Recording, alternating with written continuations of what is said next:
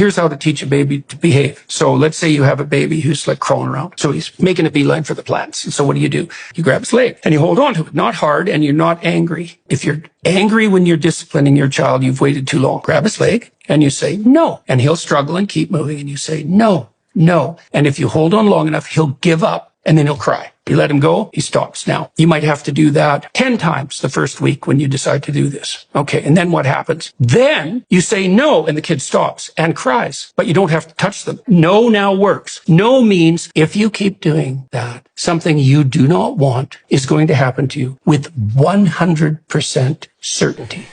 Do you agree with this parenting technique? The approach that he's taking is a behavioral approach and a behavioral interjection. From a theoretical standpoint and from a pragmatic standpoint, it works. I do agree with the anger piece. If you are elevated in your emotions, if you're intensified in your emotions, that can be very scary for that little one's nervous system. Teaching our children how to orient through the world, I think, is a beautiful thing. Showing them what we believe to be right. We can only teach and show and express from the places within ourselves that we occupy, the spiritual, relational, psychological, emotional places within ourselves that we occupy. And we have to have some level of trust and faith in that. And at the same time, I truly believe, be open to learning and growing new ideas, whether it be on parenting, whether it be in love and relationship and intimacy, whether it be in self-care practices, whether it be in hobbies that we're interested in, whatever that is, the desire to up-level and expand our knowledge base and our awareness, and to be humble enough to know that we don't know it all really, really matters. This specific technique I'm in two minds about. I really believe it's the how that emphasizes this and makes it worthwhile or not. And again, I do agree with Jordan here. If you are angry, if you're intense in your emotions, if you're shaming your child, that is not useful. If you're wanting them to be safe, and this is a big conversation, not to get on a tangent here, but this is part of it. The safety piece, us wanting to protect our children by default has them feeling contracted in the world. The world isn't safe. And I'll speak more to this as I've been contemplating it a lot deeper lately, but there's a contraction that takes place in the nervous system that then hinders and limits the expression of our creativity, our eros, our love for the world, because there's a part of us that believes and feels the world is unsafe. More to come.